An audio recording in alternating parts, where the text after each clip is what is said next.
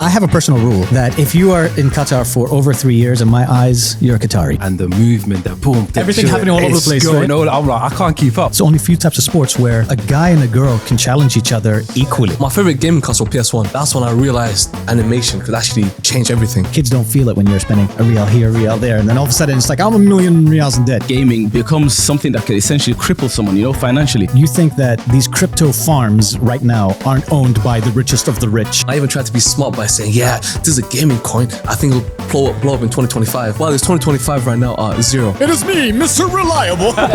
Rewind. When the crowd say dope, selector. No selector. I know that one. I don't want to be first with the content that I put out there, and it's always about being right. Welcome back to another episode of Wise Guys, the show. I'm Ali. I'm Ahmed. And I'm Matar. And today we're joined by the face of Qatar entrepreneurship, a social media maestro. Not only has he co-founded Raqami TV, an innovative Arabic tech news channel on YouTube, which has garnered millions of subscribers across 18 Arabic countries, he also founded Store 974. Ahmed loves it. Yeah, I love that. Qatar's first gaming PC store, which caters to the growing community in the region.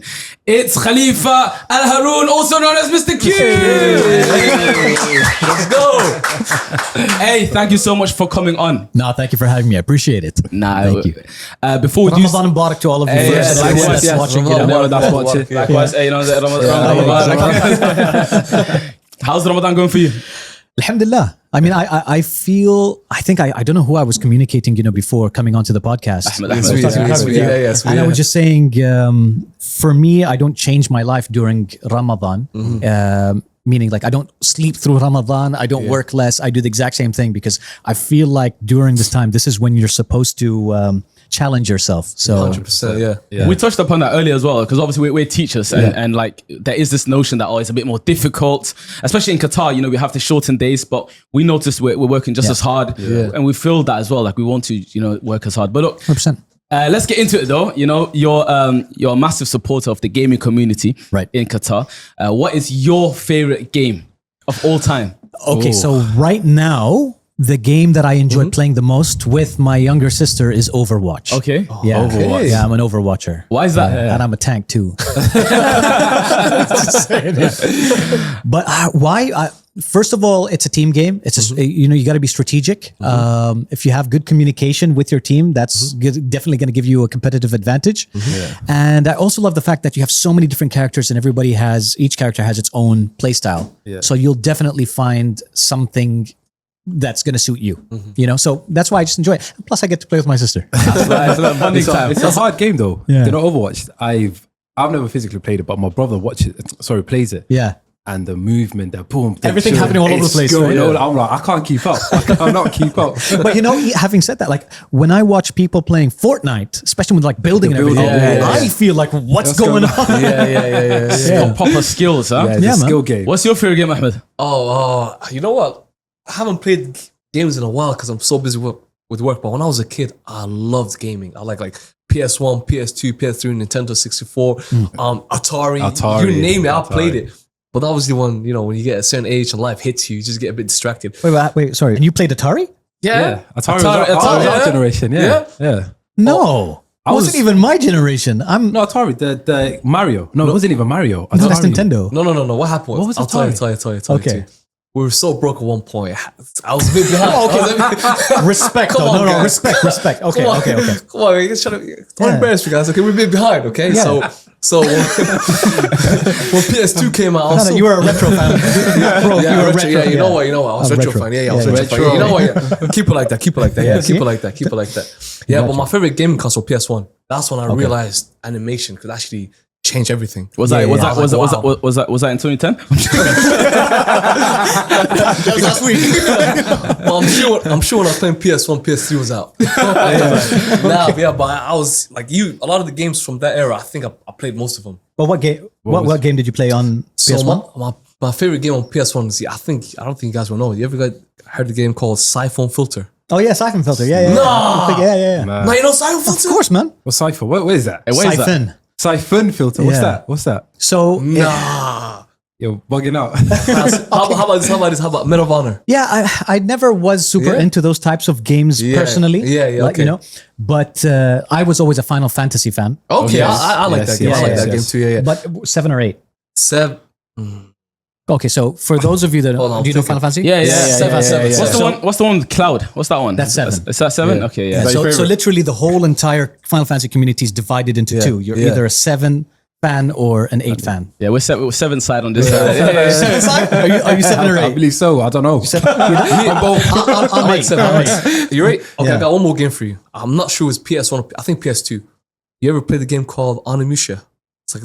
Yeah, with the big. Okay, so my friend Umar Al-Hajri, God rest his soul, he passed away from cancer, and he was my best friend.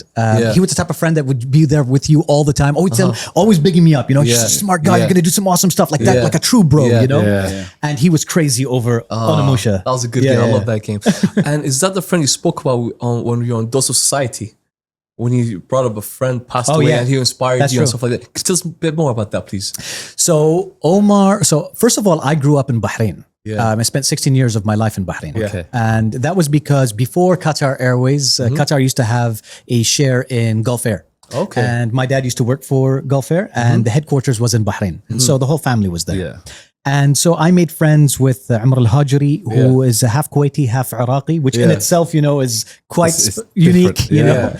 He was always like the type of guy that was like ready, like if there was going to be a fight, he was there with me, like he was on the side, His mom was always, so kind to me as well and always told me, take care of my son. Now he loved sports. He loved Bruce Lee. He was always crazy about Bruce Lee. He was like a slender guy. And he was one of those guys that always just had abs. No matter what they eat. It's like, dude, what are you doing? And he'd be like, nothing, man. I don't do anything. Probably late at night doing crunches. And so when he decided to go and study IT, I went to study law in the UK. He went, I forget where he went, but then he ended up transferring universities to come to my university so that we were together. Nice. He had diabetes as well. So he was one, you would think having diabetes all your life, you would always have your insulin injection or you would be ready. With you, And he would always forget. I remember one time walking in Colchester, we had just left the Odeon cinema and we went to Subway's and he had a Subway sandwich and he had a Coke. And all of a sudden I turned to my left and I see him starting to eat the sandwich, but he's eating the paper. And I'm like, dude, are you okay? And he's like, oh man, I don't know. He had an extra American accent. Like, I don't know, bro. I'm fuming, And he just, as he's falling, he slams on the ground. But the funniest thing was he had his hand up because he didn't want to spill the Coke. Like, you forget his head. But yeah, he was just one of these really unusual guys, but a very genuine human being too, So no, that's nice, man. That's nice that you've got great fun memories of him. 100%. Thank you for sharing that as well. He's a lovely person. All I can say is, and since you mentioned Dose as well, when we pass away, when we die, the only thing that we leave behind is our reputation.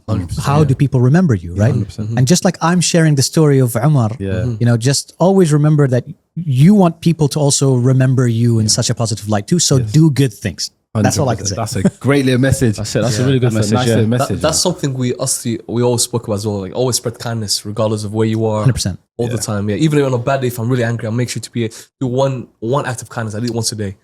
Whether it could be like open a door for someone or like helping someone with just something a day. So easy, right? Yeah, it's easy. Yeah, and it just adds up. Yeah, it just adds up. Yeah. But hey, let's move on to some business talks, okay? So obviously, Khalifa, you were Entrepreneur of the Year. You were given that award by ICT Qatar in 2011. Young Achiever of the Year by Arabian Business in 2014. Can you remember some of the companies you were rubbing shoulders with in that list? And we just want to see like where they are now. Of course, we still have I Love Qatar. The I Love Qatar network, now has, I Love Qatar, Qatar Events, Qatar News, Dana Doha, multiple different platforms. Obviously, today, I was talking about this earlier. One of the things that is super important to me, I don't want to be first with the content that I put out there. And I always tell that to my team. It's always about being right. And today we are a platform that a lot of people trust, and they know that we're always going to do the right thing. Yeah. And I feel like it's a big responsibility. It's a weight on my shoulders because I meet a lot of people that tell me they choose to come to Qatar after either watching one of my videos or reading an article. And so that's pressure on me because I hope that they're making the right choice for their life, right? And so that means I have that responsibility to make sure that whatever I do is always honest, and truthful. So I Love Qatar has been doing really well. I'm really happy about that. And then I could talk about the latest project that we have, which is Pay Later. And so we had just officially launched everything during the last web summit that happened. Pay Later is a buy now, pay later company. It is the first in the country that is also fully Sharia compliant, no interest, no fees. There's no hidden secrets or anything. When you go and you buy something using Pay Later, you pay that price. So they won't even give you a secondary price as well. I'm super excited because you get to split your payments into 4 payments. I don't want people to go into debt because when you have a credit card, when you borrow money, you go into debt easily. Yeah. Sometimes people just need a little bit of extra help. I just need to get to that second salary, so that I could afford something. And instead of waiting till that second salary, you save your money, then you buy it. You can have it now, and then when you get to your second salary, then just pay us what you owe. Yeah. And And so it's a way to help people breathe. Take and to appreciate things today. And so I'm super excited about Pay Later. And you can actually download the application right now. Hey, you So heard please that? go Pay ahead. later, yeah? Hey, let's download that. Please do try it. right now. I wanted to ask you, you're a successful entrepreneur. Hold on 1 second. Do you know what you just said now is just because when you go back to the UK, there's a lot of struggling people and all over the world as well. Like having that sort of platform to help them. It's just, to me, is in today's society, you'll never find things like that. It's all about business, making money. How can we do profits? So that, to me, that's a fresh breath there, man. That's I think the best part about it is the Sharia compliance because you do have in the UK with is it Klarna? Yeah, they've got Klarna and things like that. Yeah. But being Sharia compliant, I think is a massive thing. It's a massive game changer for sure. In any business that I invest in, I truly believe in focusing on social entrepreneurship. It's easy to make money. Yeah. The challenge that I give myself is, how do you make money while also making the world a better place in any shape or form? As you were saying, it could be something small. And so if it's helping people to be able to afford something with no strings attached, that's making the finance industry a little bit better. Yeah, 100%. With gaming, my whole plan was, how do I give everybody all the latest gaming products at a price that they can afford? And so we disrupted the market. We definitely did. I mean, a lot of our stuff is even cheaper than Amazon. And so, I remember when we first opened up Store 974, the processors, an i7 in another store in the older area was 4,500 riyals. After we opened up, 1,800. So, oh, wow. Yeah. That's less than half. Less than half. Half. Yeah, that's really good, You destroy the market, man. Yeah, I mean, again, it's good. I'm not trying to hurt anyone. Yeah. And I'd rather work with people if I can. Yeah. But I just want, again, people to have the best life. Maybe that all leads back to the same thing. I want people to have the best life possible here in Qatar, no matter where you're from. Yeah, no, gaming. I like that. Now, what you're doing is you're giving people, the ability to experience games. Because, obviously sometimes we had a tough life or you had something bad happen today. As soon as you switch on your console, you just forget about that a little bit. Oh, yeah, 100%. So you're giving access to relieve themselves a little bit. Yeah, just, forget about all the troubles in the world. 100%. Yeah. But to be fair, with gamers, and Ali, with gaming as well, it builds your imagination. When I stopped playing gaming, I'm not going to lie, I was a bit, you lose that creative side to it quite a lot. So one thing I gave my little brother, again, I'll mention him again, Omar, just continue with the gaming. Because now with the gaming, you can go in crazy industries and you can make stupid amount of...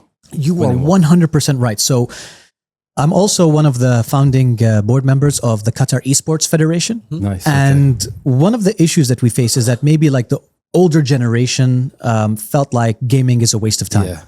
First of all, team-based games help in communication. Yeah. Second of all, it helps you to think, helps you to react faster. It all depends on the type of game, obviously, that you play. Yeah. But then also the career paths that you can take. Yeah. You can become a programmer, a designer, a developer, a storyteller. You can become an announcer. You can become a streamer. Good. You could become a professional e-athlete. There's so many paths that you can take. Yeah. And even better than that, it's one of the few types of esport.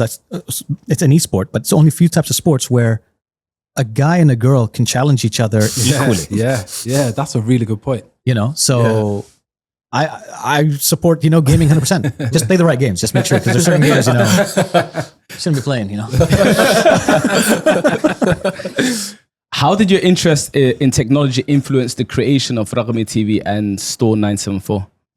Okay, so Raqami TV, I used to create some content way back in the day, and I would upload it onto YouTube when YouTube was first getting started. And okay, I can say this now. So one of the things that I was well known for on YouTube was I taught people how to jailbreak their iPhone. Yeah. Oh, that was you, yeah? FBI, we got him. Yeah. No, this is a crazy story. And so at the time, I think my content was getting like over 5 million views. And now 5 million views back with the first iPhone, that's like 500 million views in today's currency, So it was doing really well. It was growing. And I just wanted people to be able to maximize, the usage of their phone, because there wasn't even an app store before. So you had to sideload apps onto your iPhone. So I created those videos and I would showcase also other different types of phones. I would pass by Vodafone or O2 where I made friends, with the people who were working in the high street or the car phone warehouse, and then sometimes I'd be like, hey man, just let me borrow the phone for a day. And they were like, yeah, okay, fine, go ahead. They'll give me the phone. And then I would like film it and then return it the next day. So I was already creating content. That's it. Then all of a sudden I get a cease and desist from Apple saying, hey man, you can't be doing that. You're not allowed to do that. And it was interesting because I think it was like a week or 10 days later, that's when the UK had passed a law that said that if you buy the item, it's your property and you can do whatever you want with that specific item. Okay. And I was like, oh yeah, thanks. Yeah. And so I ended up, I had to respond to that letter. And so I was explaining like, listen, I love Apple products. I have a huge Apple collection. I just want people to maximize usage of their devices. And that's why I was teaching people, how to make the most of it. P.S. Please send me a free MacBook. Never got an answer. But the funny thing is now today, Raqami TV has grown so much. We work with everyone. I've visited Apple headquarters myself now.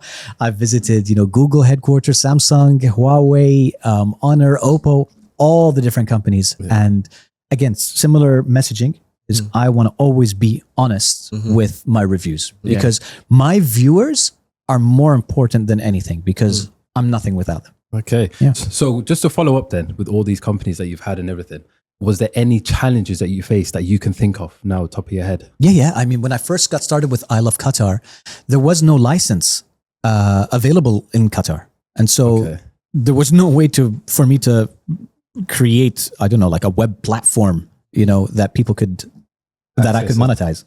I remember walking into the ministry and saying, hey, I'm trying to do I Love Qatar. Like, oh, okay, you need a magazine license. So I'm not a magazine. Yeah. Like, okay, so what are you selling? Yeah. I'm not selling anything. So how are you a business? I'm like, well, I mean, there are ads that can be placed on the website, but I don't make money off of the people that are consuming the content. Like, okay, so maybe you can be like a storefront. I'm like, no, but I'm not a store. So I just a lot of back and forth. Yeah.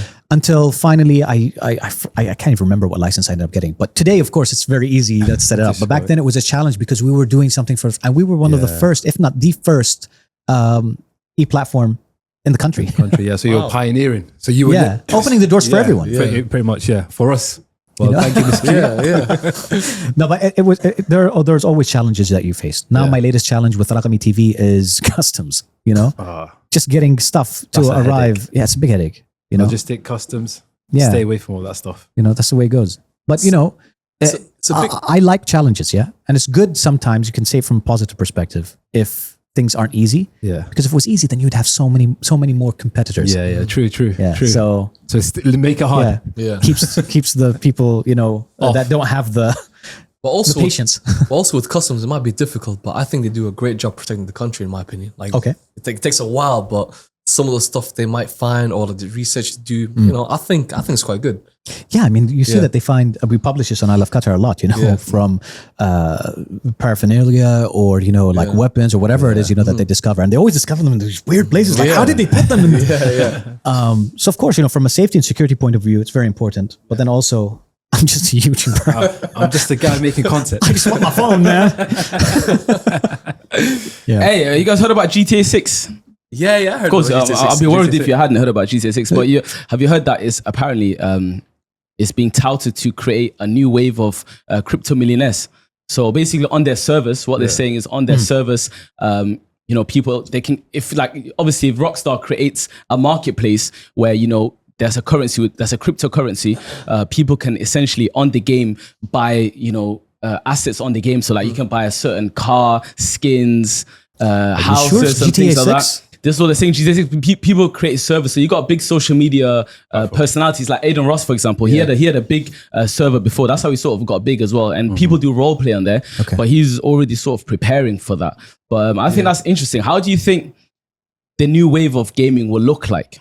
So first of all, there was a scam going on, by the way, where somebody was trying to promote a game that was supposed to compete with GTA 6 and had a crypto element to it, and it turned out to be a complete scam. Yeah. So that's why I was saying, are you sure? That was GTA, GTA 6, yeah. So when it comes to micro, you know, transactions, that's where the money's at, right? And so everyone's just trying to squeeze whatever they can, and sadly not from adults but from the kids, because kids don't feel it when you're spending a real here, a real there, and then all of a sudden it's like I'm $1 million in debt, you know.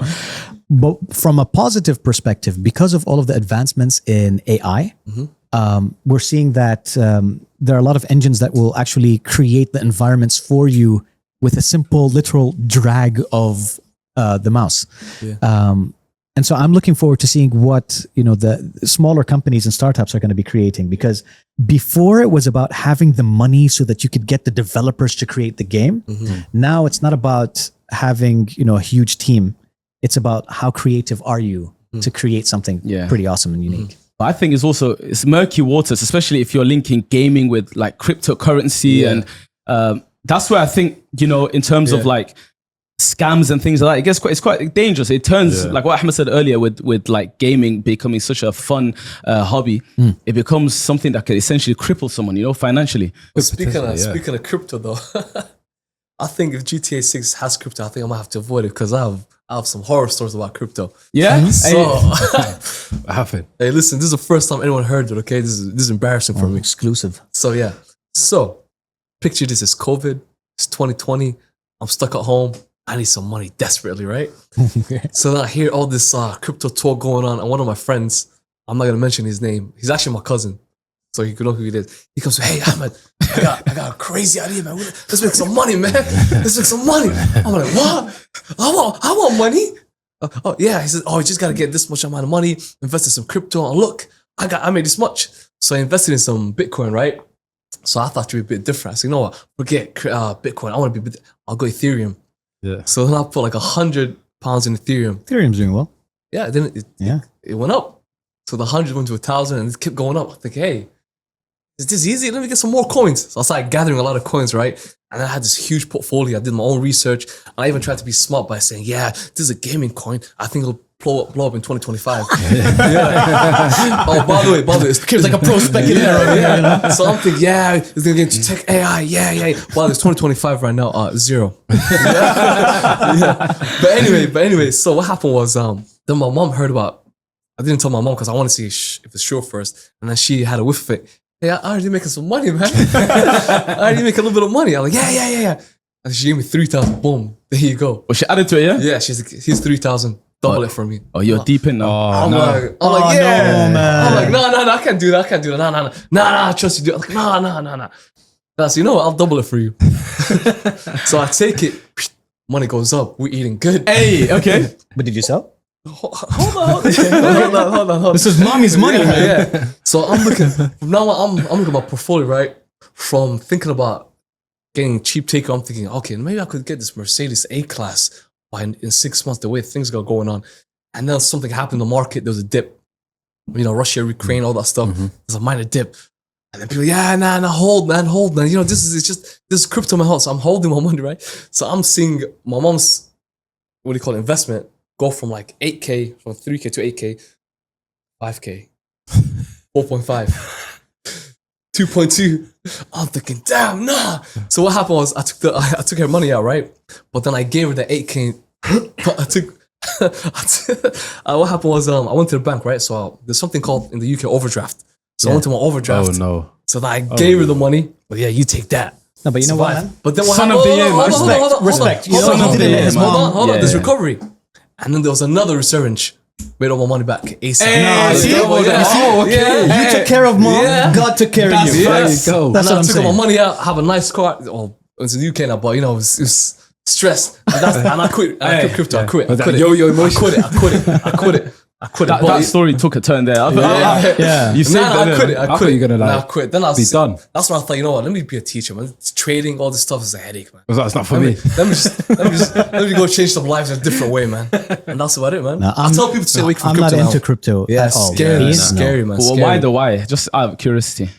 I mean, again, Islamically, you know, we look at our finances, you know, through something that is tangible, like gold. Yeah. And I need something tangible.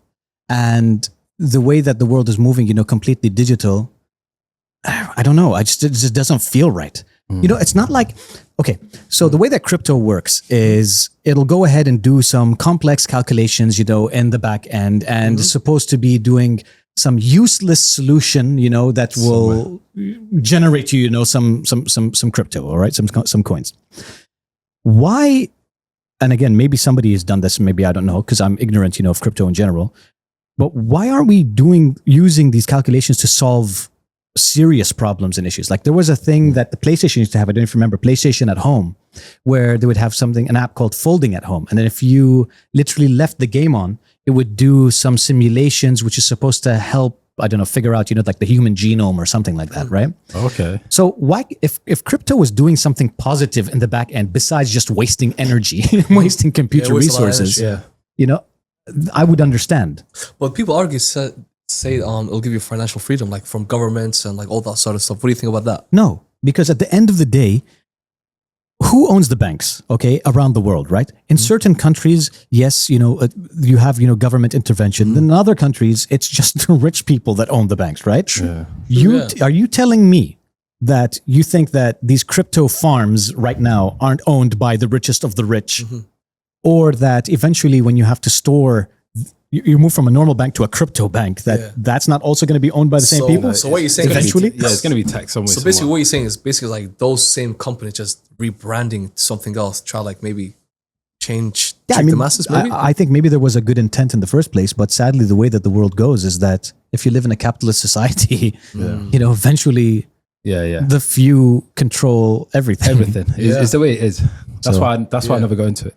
Yeah, no, Exactly. That's the reason that You know, we went from super extra positive to nihilistic. Hey, but speaking of that, let's switch it up. Yeah, let's go back to something we know. You know, over here, in Wise Guys, we're big foodies. We love our food, and we feel like you're very well versed. You've got the Dine Out Doha platform. Can you let us and the new viewers know some of the best places to eat at during this Ramadan? This Ramadan specifically, I have to say that you go to the Mandarin Oriental in Msheirab. It's amazing where you're sitting outside in the baraha, you have somebody in the center just the hood, you know, and you've got, you know, award-winning restaurants, you know, just around that you can just go ahead and try. And I think it's around 250 riyals. So it's not cheap, but it's also not stupid pricey, you know, like some other places, you know, are. So you get to enjoy, you know, the nice atmosphere. So I'd say try that out. I would also say, okay, so I'm not going to mention a specific place, but on ILQ just recently on our Instagram, we listed some places where that are price conscious. So they're quite cheap places that you can go and try. So not everything has to be crazy expensive, you know? Yeah. Just get a good meal, you know? So go ahead and check those out. Yeah. And then if you really want to try something that's super fancy, then maybe go to the Plaza. You can either go to Plaza and try out their tent, because their tent, I think it's 550 riyals per person. Okay. But every hour, it's got screens on the wall, screens on the ceilings, and every hour the mood and the theme changes. Okay. So once you're in a desert and all of a sudden you're in a moonlit sky, and then it's that's green. cool. That's cool. And do you know what an msahar is? Sahar. Yeah. Now what is that? Msahar. What is that? What is that? So usually, like when it's time for suhoor, you know, you would have like young kids that will go around, or maybe even with an adult, you know, with like a drum or something in the village, just to let people know, like, okay, guys, suhoor. You know, have your suhoor before Fajr. Okay. And so they'd walk around, do the drum. So that was something physical. And so at this event, you'll have a digital msahar. So you'll have like a guy with a drum or walking guy with the kids on the screens walking around you, just letting you know it's suhoor time. Cool, you know? It's just nice little touches. Yeah. and they even have an Islamic choir as well, you know, that you can listen to some music to. Okay. 400 different types of food that you can eat. What, on display? Yes. How many? 400. 400. Hey, wise guys are definitely putting up. I love food. I can't lie. So I'm definitely going to check this out. Yeah. But all I can say is that please just don't waste food. You know what I mean? Yeah. If you're going to go anywhere, just eat what's on your plate. 100%. It's Ramadan, guys. 100%. But speaking of, because now we're doing a positive vibe, we're talking about food and things like that. Speaking of positivity, right? When I look at you, right, you have just so much energy and positivity, right? It's like you're you build like a how to describe it without being rude. It's like a comic book character, like energetic. You promote the country, and you make us love the country. So we were thinking, you know how you defend the country, right? If you were a superhero, what superhero name would you choose? Superhero name. So let's say it's not like who would I be? It's what my name that's be? coming up. I'm saving that, but. We said ability-wise. Captain Doha, we said that. Captain Doha, that's for me? Yeah, Captain Qatar. Okay. All right, we also said there's another one. I forgot. What was it, man? I forgot the third one, but like those I sort think you of names, said Mr. Reliable, I think you said. Yeah, that's the one. That's me, Mr. Reliable. Yeah. So what name would you pick for yourself? Or would you pick one of ours? Oh, man. And you can't say Mr. Q. Can I say Super Q? That's a cool one, actually. I don't know. This is a hard question, man, because if I'm going to pick a name, like that's me. You know what I mean? That's my identity. Yeah. I'm going to just be basic and just say Super Q, man. Super Q. Nah, that's a good one, though. What about Power Q? Hey! Power Q. I feel like power is like dominating. You know what I mean? It's like, hey, man. Of happiness. Are you super cool? Super Q. You know? That's actually a good name, though. Super Q. I'm a bit annoyed I didn't think of that one. So now that we said that, right? Like, are you into comic books and superheroes and things like that in general? Yeah. Okay. So, are you DC or Marvel? Marvel. Why is that? I never really got into Superman.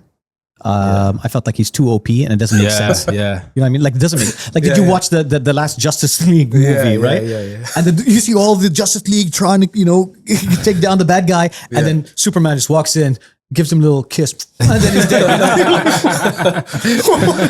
The movie. So I don't like that. Okay, fair enough. I like a little bit of realism, and I like that Marvel heroes, are slightly broken. They're slightly flawed, and they also seem like they could be real. Like there could be an Iron Man. There must be someone somewhere creating a suit. You know what I mean?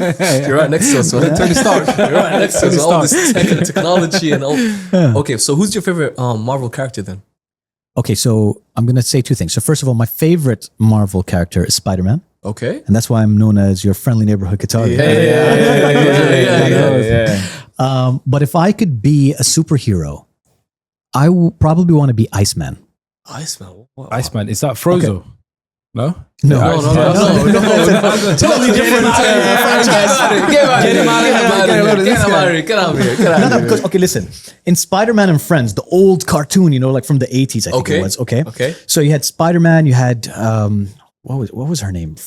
Not Wonder Woman. Fire Woman? I don't know. She had a woman that was like in flames or whatever. And then you had Iceman, right? Yeah. And the way he would do it is he would literally, ice would come out of his hands and he would freeze his body into like a block of ice. And then he would break out of it and then his whole body would be like this ice. Yeah. And then he would like freeze the floor and then he would glide over the ice that he created. Okay. That's cool. And plus I thought, we're in the Middle East, it's hot. Okay, You know what I mean? Everybody's going to want a bit of ice. I was about to roast you, but then you saved it with that. Okay, it makes sense. It makes sense. Imagine, man, you're sitting in the desert. Yeah, 100%. Who do you want Spider-Man? No. You want Fireman or you want Iceman? Yeah, Iceman. No. There you go. You saved. I was ready to roast you. I was Walking, saved it. Yeah. Walking refrigerator. Passes me a drink here, man. Can you just cool this up for me a little bit? Hey, but I can't lie, with the weather now though, it's feeling like the UK now, with the rain. So, but speaking of the UK, you studied, University of Essex. For those viewers from outside the UK, can you describe what Essex was like and how it's different from the Middle East? You have to. Okay, listen. So first of all, University of Essex is in Colchester, okay? And Colchester is home of the largest communal estate in Europe, okay? That's where they would put like ex-military, ex-cons, ex-anything in there, right? Yeah. And Hold on, is that where they put you when you did the jailbreaking? Yeah. That's where I was, exactly. Exactly. It's just something in the air that makes you. But yeah, I mean, the place was, it had a lot of Chinese people there. I think it was something like 55% of the students in the university were from China. Yeah. Wow. It started off, it's nice, but the people there, from my experience, weren't as friendly as, like 15 minutes over, you can go to Chelmsford, and people at least would be not, you'd hold open the door and people say thank you. Yeah. In Colchester, They'd be like, no. they'd look back at you and like, oh, Why you even open the door? Yeah. And I made a mistake, to be honest. I would not have gone to the University of Essex if I could go back in time. And I did end up transferring, by the way. So I ended up going to Anglia Ruskin to finish my education. Okay. But the university was amazing. The people were super kind.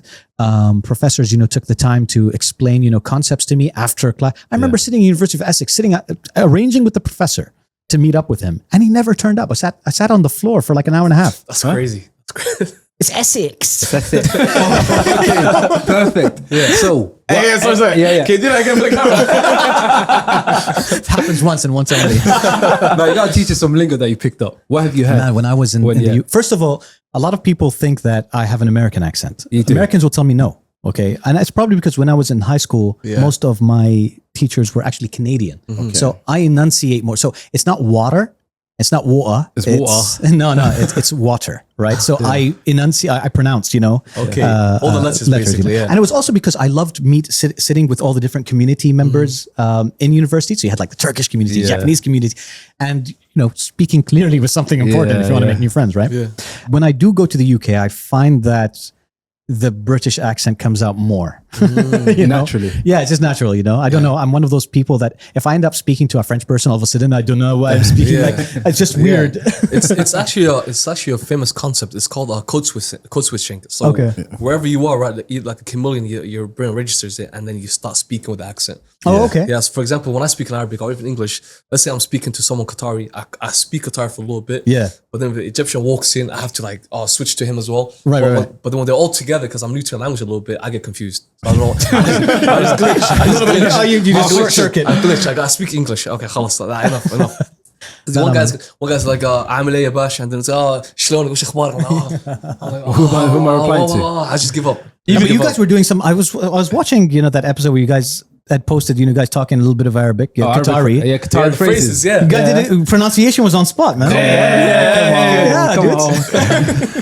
Hey, have you got any phrases you want to teach us? Okay, actually, maybe just for everybody that's watching. So not necessarily phrases, but when we asked like how are you doing, you literally said it was shlonik, Yeah, right? shlonik, yeah. And translated to English is What's your color? what's your color, right? So you're feeling blue, you're feeling red, Yeah. So that's where it comes from, right? And then if you say shakhbarak, shakhbarak means what's your news? What's your news? Yeah. And I think one of the most common phrases that we would also say is وينك متبين. وينك متبين. I've never heard that. Where one. are you? Haven't seen you. Where are you? I can't see you. Yeah. So you can imagine walking up to someone, where are you? I can't see you. It literally means, it's like, I want to see you more often. I haven't heard that in years, by the way. Like, do people even say it nowadays? Yeah, of course, man. I haven't heard it. Well, I guess Miriam didn't want to see you. I'm joking, man. I'm about to crash out. That's crazy. Yeah, I mean, these small little phrases, and sometimes I'll do like some micro Q-tips, on my stories, on Instagram. Yeah. Just, quickly explain something, to someone. Yeah. Okay. No, talking about explaining, that's how I first ever come across a video. Q-tips? No. Oh. I was coming into Qatar. I just searched. I was wearing the qitra first ever time. How to put on a qitra.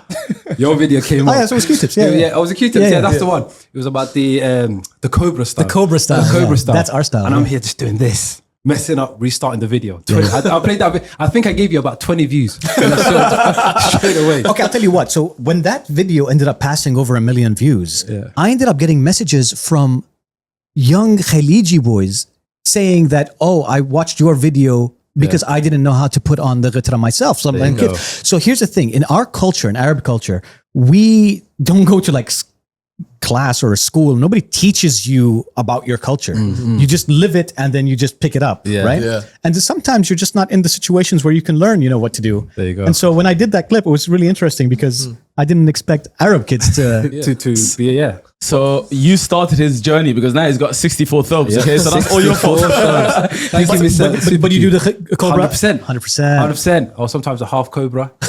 And the one Ramzan? Oh yeah, yep. On yep. point? On point. Has Okay. to be. he Has to also be. he also tucks it inside. Oh, yeah, he tucks it in. Oh, you did a little tuck in? Sometimes. That's when you do the half cobra. The half cobra. Yeah, See? but do you know what confuses me? I've been in Qatar for 3 years and I've seen like, at least 5 styles. Yeah. Does each style represent a different tribe? Why do they have so many different styles? Do you mean styles of wearing or colors or No, patterns? the kitchen, the style. You got the Cobra, and then you got another one they just put on top. Okay, Like, so when you throw it like almost like you're throwing it on top, you know, that's Yeah. the trumba style, you know. Yeah.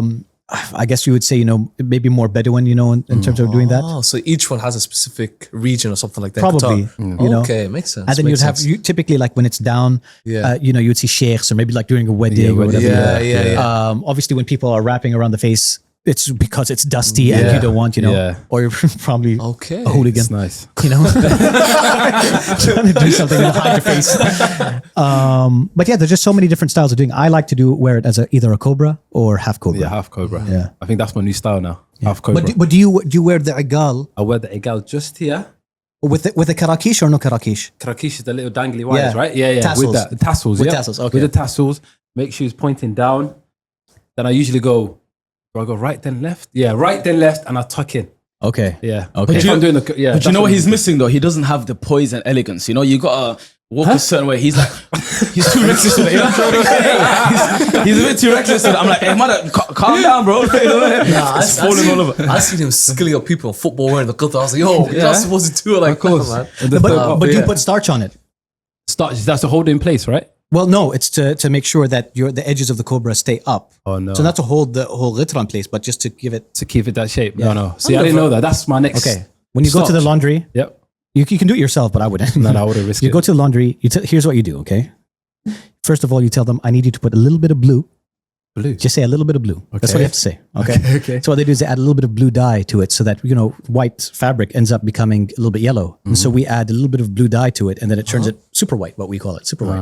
Okay. And then second of all, you want to tell them to fold it into a triangle, not square, because by default, they'll give it to you in a square Yeah, pattern. yeah. Triangle's ready-made. So as soon as you take it off, you just put it on your head, you're ready to go. Yep. Okay. And plus, they'll have given you the crease in the the middle, middle, perfectly done for you. And then you want to say medium starch.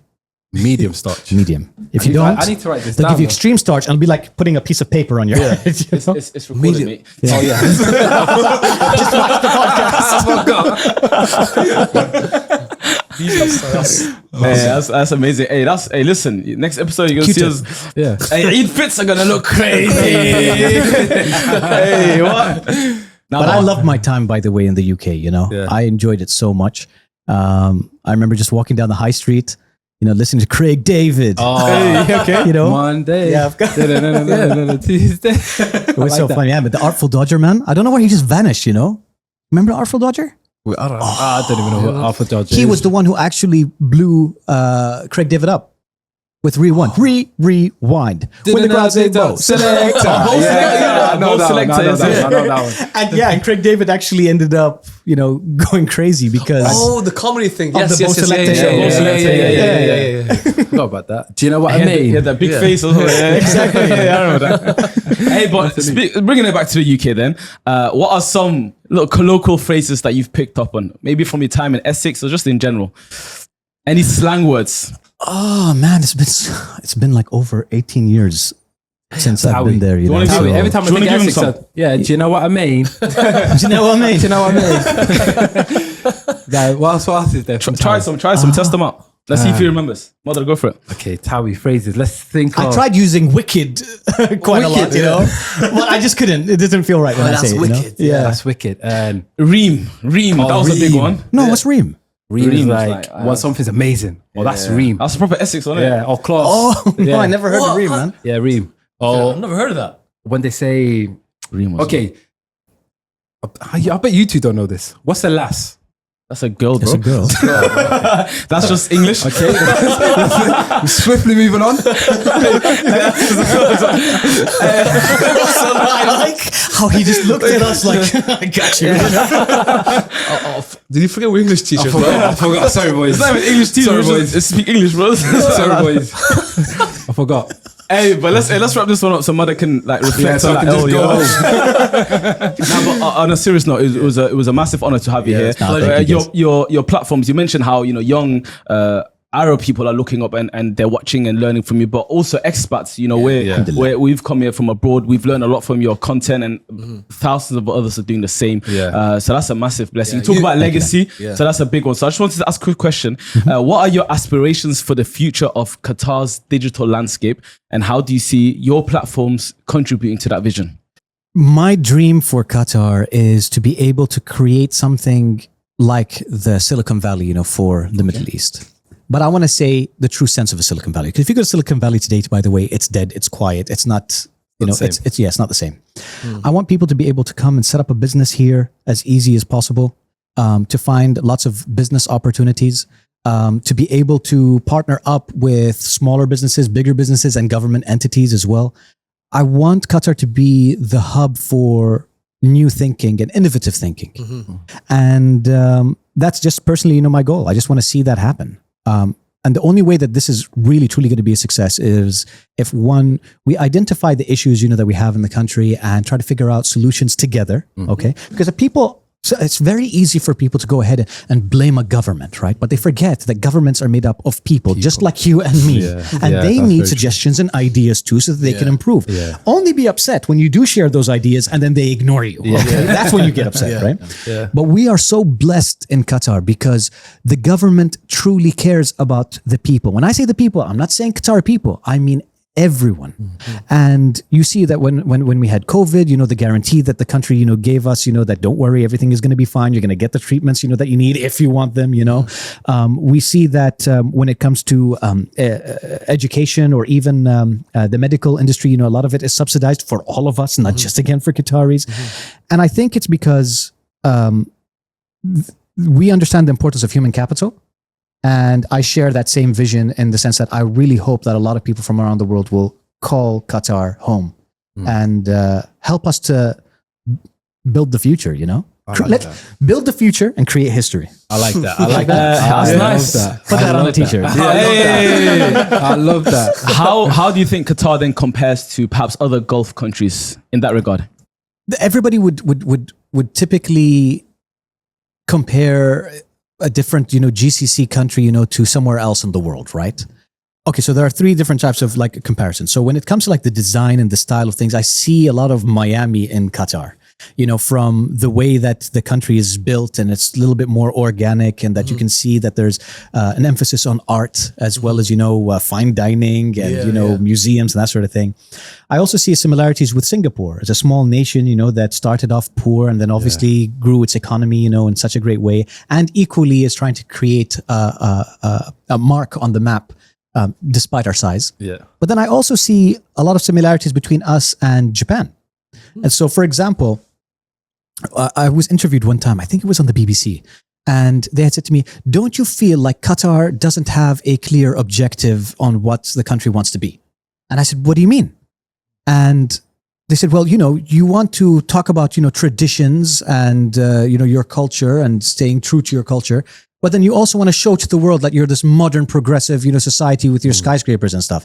And I thought, wait a minute, when we think about Japan, what comes to your mind? Technology. Technology, kind people as well. Kind people. Yeah. Culture. Yeah. You know, tradition, tea ceremonies, robots, cartoons. Okay. So it's okay for Japan to be seen as a country that is very deep in their culture and their traditions, but also very progressive. But when it comes to Qatar, you guys don't know what direction you want to take, right? Good point. And that's why I think we are so similar, you know, to Japan in that aspect, because our culture is something that is deeply ingrained in us, but it's also something that helps guide us towards, hopefully, a very modern future. But also what I noticed about Qatar that a lot of the nations are not doing nowadays is brokering peace between different nations. Yeah. That's something I like as well. Can you tell me more about that? So, do you know Super Saf? Super Saf. Super Saf is from the UK. He's an amazing guy. He's a tech YouTuber, a friend of mine. And he had one time posted an image because he had done a review of a device. And then there was one comment which had said, "You're such a Samsung fanboy, you know, you hate Apple," or whatever. And the comment right below it was, "You're such an Apple fanboy, you hate Samsung."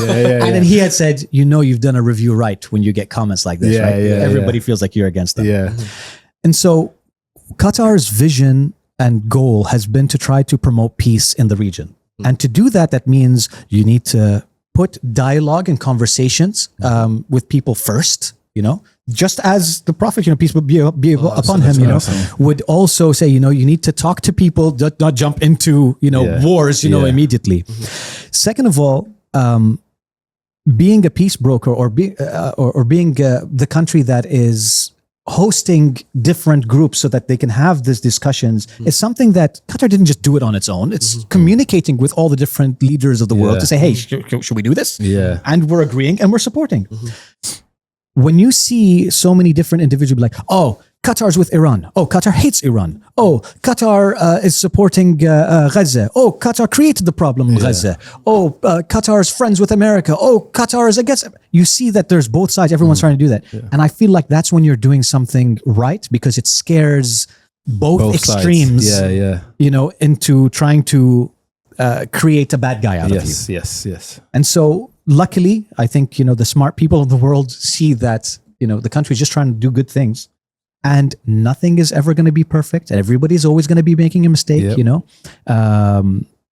We have an expression, you know, which is nobody is perfect. There's only one entity that is perfect, and that is God.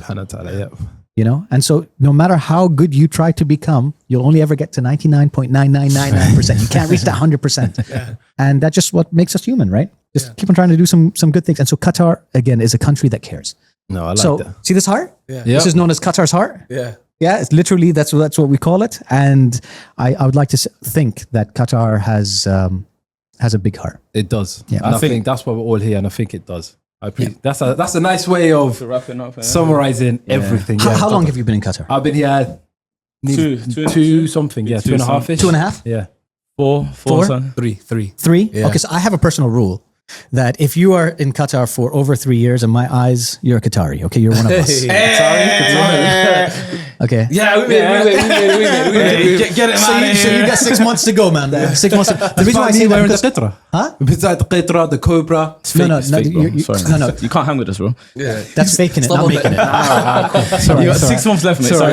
It happens. No, because anybody who stays over 3 years means that they didn't come here just for a short stint or just to make a bit of money and go. These are people who are like, hey, you know what? I like this place and I want to make a home. To stay. Yeah. I'll be there shortly, hopefully. Yellow, inshallah. It was an absolute pleasure having you on. Thank you, We brother. need to have you on again, inshallah. My pleasure, man. I would love to. You guys are really nice people, and I really appreciate you guys. And again, I just want to say that I really love the podcast and what you guys are putting together, the information that you're putting out there, and I really hope you go to the biggest heights possible. Inshallah, thank you, man. If you're with us, Inshallah. But hey, guys, please do leave a comment on your favorite part. Let us know any questions you want us to ask Mr. Q next time. And subscribe to Via Arabia and take care. Yeah. Take care. Let's go.